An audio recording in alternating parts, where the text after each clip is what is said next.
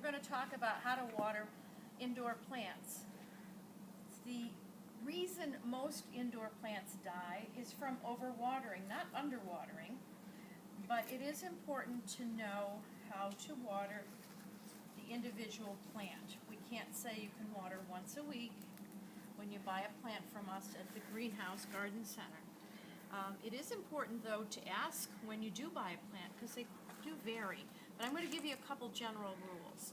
If it has a thin leaf, it's going to need more water than a thick leaf plant. A thick leaf plant, a succulent, they are holding moisture in these leaves. So that's the first thing you can look at when you're purchasing a plant. And if you're afraid that you're not going to remember to water, don't get a plant like this one. This is a Tacca, common name bat plant, and it needs even moisture. This plant is a cyclamen, and it needs even moisture. So when someone at the greenhouse tells you you need even moisture, that plant can never get dry. So, again, I cannot tell you how many times a week. What you've got to do is find out what works best for you. When I'm watering in the greenhouse, I like to lift the plant, and this is heavy, so I know it's got enough water. But looking at it, I would think, wow, it's droopy, I need to water it. But no, it's drooping because it got too cold. So you can't assume a droopy plant needs to be watered. If you overwater it, at this stage of the game, it's going to die. Actually, the water rots the roots of a plant. And then we have a cyclamen, and this is a little different too. It has to be watered around the edge because it's a corm. And so, if you water right on top of this plant, it's going to mold and eventually probably collapse. So besides knowing when to water, you need to know a little bit about where to water a plant. Plants don't need water on their leaves. Plants need water on their roots. So you're going to always water at soil line. And this would hold true for outdoors too. I see some people when I drive by, they've got their water hose way up here. No, right here, right on the plant level. So I'm going to lift them.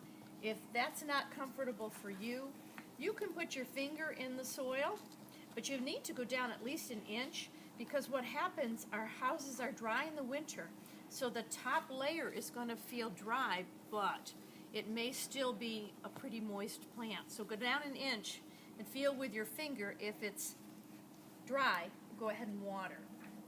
Now there's certain plants that we know need good moisture, and that's ferns.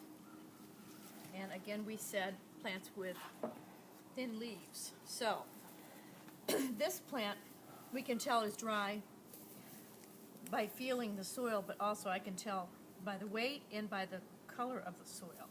So when you water a plant inside, you're probably not going to use a hose like I am. You're going to use a watering can. And if a plant has gotten too dry, you need to let it soak in first, and then probably water it once more with your watering can. Here's another thin-leafed plant. So this one is going to be one that you need to water and watch more often. So you might want to locate your plants that need even moisture together, so it'll make it a little easier for you. And the other thing that will determine how often is the size of the pot. This pot's small and it's clay, and clay doesn't hold the moisture in like a plastic pot does. So that's a little bit of a factor too. And so this little guy is going to need it more often than a great big plant. If a fern was in an 8-inch pot, it wouldn't need it as often. So you really do have to get used to your plants, and once you do that, it won't seem so overwhelming. The other item you could use if you're not comfortable feeling soil, lifting plants, is a moisture meter. And they really do work quite well. You'd have to put it in the plant and leave it there for a little bit for it to register. But you don't need a meter for each individual plant. You can move this around. And this might help you too, kind of just get in the groove with your plants, knowing what kind of watering they do like. So those are the even moisture plants, and now we're going to look at succulents. If you're not a person that wants to fuss and water, these are the plants for you. They're holding moisture in those leaves, and they need to go really dry. If you water them too much, you're going to get yellow leaves, leaves falling off.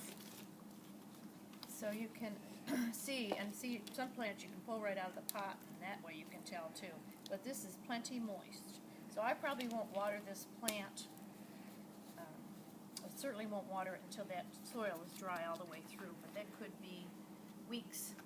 And here's some more succulents, and these are in a garden, and that's okay, because we still can feel the soil, or we can tell.